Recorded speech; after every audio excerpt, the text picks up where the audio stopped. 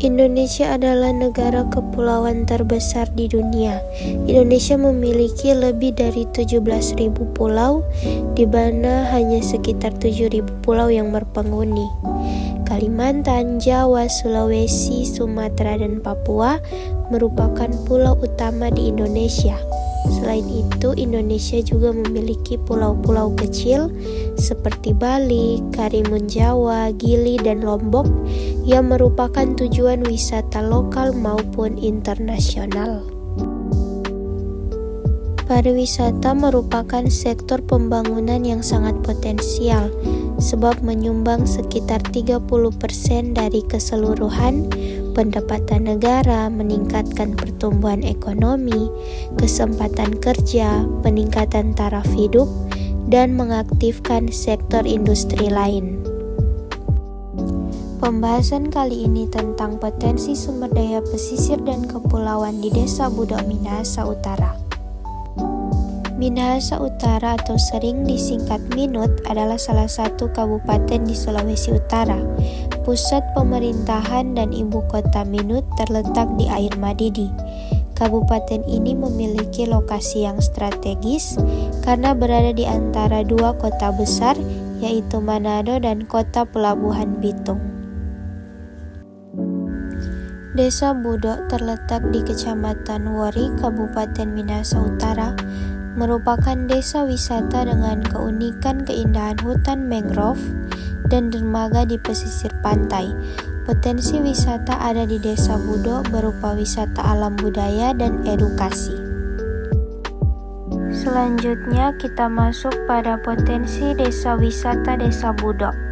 Desa Budok memiliki aneka ragam atraksi wisata yang disediakan bagi wisatawan dan pengunjung, yaitu yang pertama ada atraksi wisata laut.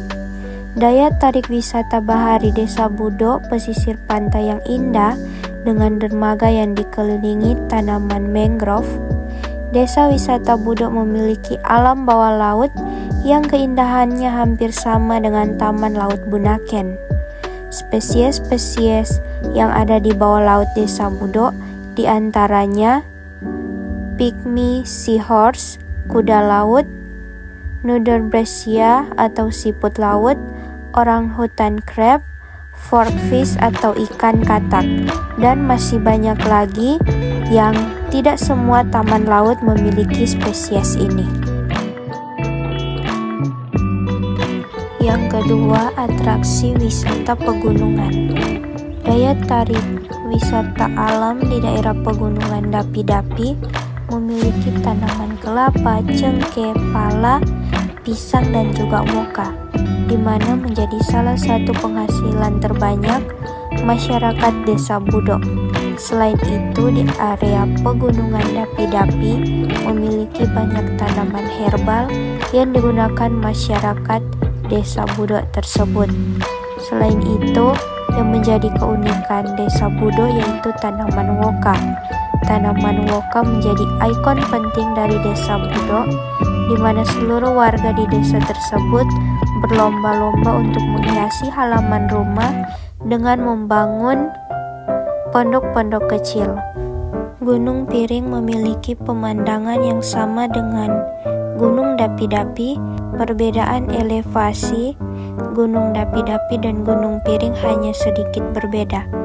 Air bersih yang diberikan kepada warga Desa Budok adalah air bersih dari mata air Gunung Piring. Yang ketiga ada atraksi hutan mangrove.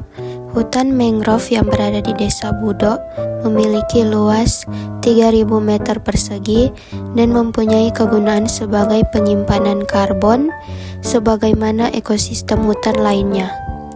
Mangrove yang ada di Desa Budok sebagai tempat pendidikan dan penelitian banyak akademisi dan peneliti melakukan penelitian dengan mangrove yang ada di Desa Budok. Ada 9 macam jenis mangrove di Desa Budok. Jenis-jenisnya adalah mangrove merah, api-api hitam, baku kurap, Avicennia lanata atau api-api, dan Avicennia marina atau api-api putih, Acrostichum aureum, Candelia candel, Candelia obovata, dan Rhizopora lamarski. Yang keempat, kearifan lokal Desa Budo. Yang pertama ada upacara adat Tuluda. Upacara adat Tuluda dilakukan pada awal tahun baru pada bulan Januari. Tuluda disebut juga kunci tahun. Upacara adat ini sudah menjadi tradisi masyarakat Desa Budo sejak hukum tua yang pertama sampai saat ini masih dilaksanakan. Upacara adat Tuluda dilaksanakan dengan doa permohonan bersama seluruh masyarakat untuk terhindar dari bencana, menolak segala kejahatan, dan memohon berkat untuk masyarakat. Yang kedua, Mapalus. Desa Budo sampai saat ini dalam kehidupan bermasyarakat masih mengakar peran budaya lokal Mapalus. Kebersamaan masyarakat dalam bekerja sama merupakan teknik dan sistem dalam Mapalus. Kegiatan kerjasama dalam berbagai hubungan sektor kehidupan yaitu keagamaan dan sosial. Kegiatan Mapalus terlihat dalam siklus kehidupan masyarakat yaitu kelahiran, perkawinan, dan kematian. Ada juga Mapalus dalam pekerjaan kebun dan pendirian rumah-rumah warga yang dilakukan secara bersama-sama. Selanjutnya, kuliner tradisional. Kuliner yang menjadi andalan Desa Budo, olahan nasi laut seperti berbagai racikan kuliner ikan bakar santan, ikan woku belanga, ikan bakar woka, ikan goreng. Kue khas Desa Budo yaitu kue kongke dodol Budo, kue yang dibungkus dengan daun woka, kue ongol-ongol, kue yang terbuat dari tepung sagu dan kelapa, dan kue keripik pisang. Masyarakat juga mengelola coconut oil yang terbuat dari minyak murni dari buah kelapa. Selanjutnya ada tari Masamper. Tari Masamper merupakan kesenian perpaduan antara gerak dan vokal lagu yang seirama. Ada pengaha atau pembawa lagu yang memimpin tarian. Tarian ini berbentuk lingkaran dan bagian tengah kosong. Masamper merupakan tarian berkelompok dan bernyanyi bersama-sama dan berbalasan. Makna dari tarian ini merupakan media untuk berekspresi pengungkapan jati diri. Nilai yang terkandung dalam tarian ini yaitu kebersamaan, religius, identitas kultural. Tarian ini ditampilkan pada acara resmi dan tidak resmi. Selanjutnya, tarian Pato-Pato.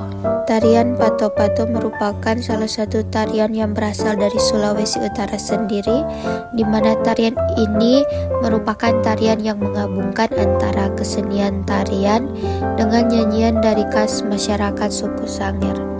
Lagu yang dibawakan untuk mengiringi sebuah tarian ini bukan hanya bercerita tentang hubungan manusia dengan manusia, tetapi dengan alam sekitar. Kesenian ini sendiri dibawakan dalam acara seperti upacara adat, perayaan hari raya keagamaan, pesta pernikahan, dan juga hari ulang tahun. Kita sampai pada penutup. Desa wisata Budo di Sulawesi Utara adalah contoh yang mengilustrasikan bagaimana keindahan alam, kekayaan budaya, dan kearifan tradisional dapat diintegrasikan dalam ekowisata berkelanjutan. Dengan mempromosikan kelestarian lingkungan dan pemberdayaan masyarakat lokal, desa ini membuktikan bahwa pariwisata dapat menjadi sarana untuk menjaga warisan alam dan budaya bagi generasi mendatang. Desa wisata Budo adalah destinasi yang menginspirasi, mengedukasi, dan memberdayakan, memberikan dampak positif yang berkelanjutan.